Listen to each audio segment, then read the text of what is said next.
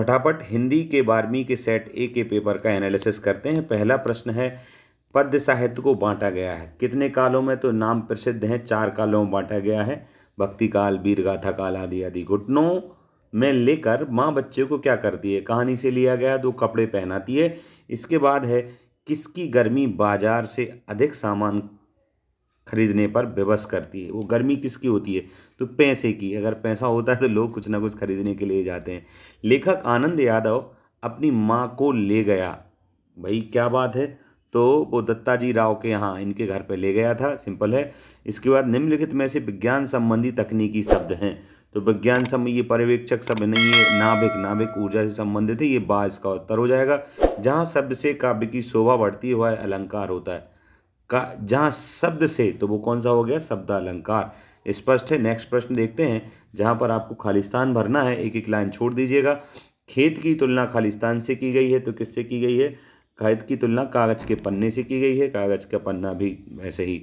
यशोधर बाबू अपने दफ्तर में लौटते हुए रोज खालिस्तान जाने की रीति बनाई, तो उन्होंने बिड़ला मंदिर की नीति बनाई थी, ये ऑप्शन में दिया है। जिस वाक्य में एक उद्देश्य तथा एक विधेय होता है, एक उद्देश्य होता है और एक उसका विधेय होता है, तो वो ऐसा वाक्य कहलाता है सरल वाक्य। मिश्र वाक्य क्या कहलाता है? जहाँ 2 मिश्र होते हैं और संयुक्त शब्दों के माध्यम से जो वाक्य बना होता है वो ऐसा। तो सरल वाक्य में क्या क्या होता है? एक तो उद्देश्य होता है और एक विधेय होता है, ये ध्यान रखना है। तीनों प्रकार के वाक्य याद कर लीजिएगा, आ सकते हैं। जिन छंदों में मात्राएं गिनी जाती हैं उन्हें खालिस्तान छंद कहते हैं। निश्चित है, मात्राओं में मात्रिक छंद होगा।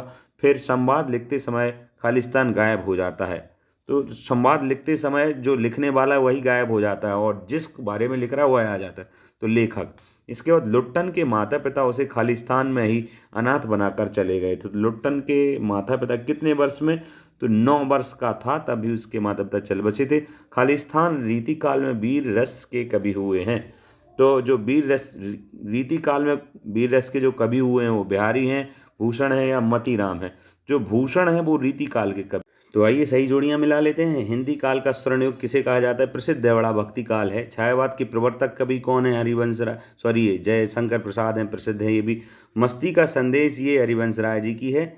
और चौपाई छंद में 16 मात्राएं होती हैं, सब जानते हैं। चित्रकार, ये तत्सम शब्द तद्भव चितेरा है।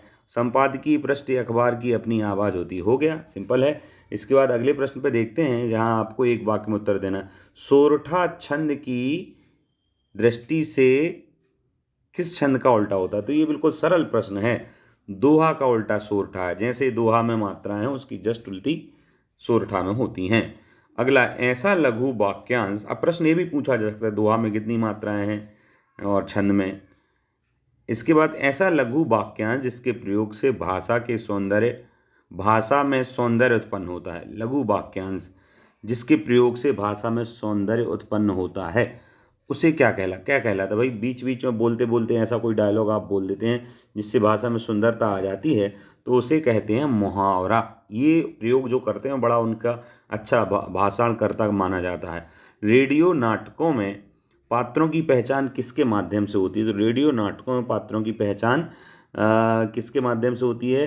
तो रेडियो में तो वो दिखेगा नहीं, तो संवाद और ध्वनि के माध्यम से उनकी पहचान होती है। आवाज़, ध्वनि, उनकी माध्यम से पहचान होती है। इसके बाद है, सिंधु घाटी सभ्यता में कौन कौन से फल उगाए जाते थे? तो वहाँ प्रमाण मिले हैं, मगर चूंकि इन्होंने फल पूछा है तो लिखना पड़ेगा। खजूर, खरबूजा, अंगूर फल उगाए जाते थे, है ना। वैसे धान आदि चावल मिले हैं वहाँ तो, पर इन्होंने फल पूछे हैं, ये ध्यान रखना है। किसकी आवाज़ मृत गांव में संजीवनी शक्ति भरती थी? तो जो 9 वर्ष की उम्र में जिसके माता पिता छोड़ के चले गए, तो उस लुट्टन की पहलवान की जो ढोलक की आवाज़ थी वो मृत गांव में संजीवनी भरती थी। चंद्रगुप्त नाट किसकी रचना है? तो ये बड़ा प्रसिद्ध कवि हैं चंद्रगुप्त, जो जयशंकर प्रसाद छायावाद वाले हैं, उनकी रचना है। कवि ने स्लेट पर क्या मलने की बात कही है? तो कवि ने स्लेट पर लाल खड़ियाँ चौक मलने की बात कही है। इसके बाद चलते हैं, सत्य सत्य आपको बताना है। तो पहला है, शोषकों के प्रति घृणा और शोषकों के प्रति करुणावाद प्रगतिवाद है। शोषकों के प्रति घृणा, है ना, और शोषितों के प्रति करुणा प्रगतिवाद है। शोषकों के प्रति घृणा हो और जो शोषित हो गए हैं, दलित हैं, उनके प्रति करुणा जो है वो प्रगतिवाद। ये बिल्कुल सही है, सत्य कहेंगे इसे। प्रगतिवाद में जो बुरे लोग हैं उनके प्रति घृणा है और जो दलित हैं शोषित उनके प्रति करुणा है। सही है ये। कवि ने हार कर बात को काल की तरह ठोक दिया। कवि ने हार कर बात को काल की तरह ठोक दिया, ये लाइन बिल्कुल सही है, ठोक ही दिया था। शेर के बच्चे का असल नाम लुट्टन सिंह पहलवान था। नहीं, शेर के बच्चे का ये बिल्कुल असंबंधित है, तो ये असत्य हो गया। इसके बाद चलते हैं, अगला है सौंदलकर मास्टर कविता बहुत ही अच्छे ढंग से पढ़ाते थे। ये बिल्कुल है, मराठी जो अंदाज था ये सही है बिल्कुल। राष्ट्रभाषा के लिए संपर्क भाषा शब्द का भी प्रयोग किया जाता है। राष्ट्रभाषा के लिए संपर्क भाषा शब्द का भी प्रयोग किया जाता है, बिल्कुल सही है। इसके बाद शब्द शक्ति 5 प्रकार की होती है, ये सही है। शब्द शक्ति नहीं, शब्द शक्ति 3 प्रकार की होती है, लक्षणा, व्यंजना और अभिधा। ये गलत है, तो अंतिम गलत है, और आपका जो शेर के बच्चे वाला है तीसरा, ये गलत है। इसके बाद कवि ने अपने खेत में कौन सा बीज बोया था? तो कवि ने अपने खेत में, बिल्कुल आपको अगर आंसर इसका मालूम है तो कमेंट में बताइए, बाकी सब जानते हैं ये कोई फसल वाला बीज नहीं है। कवि ने अपने कागज रूपी खेत में यहाँ तक बोया था, है ना, कागज रूपी खेत में के पन्ने पर शब्द रूपी बीज बोया, ये आपको लिखना। कौन सा बीज बोया?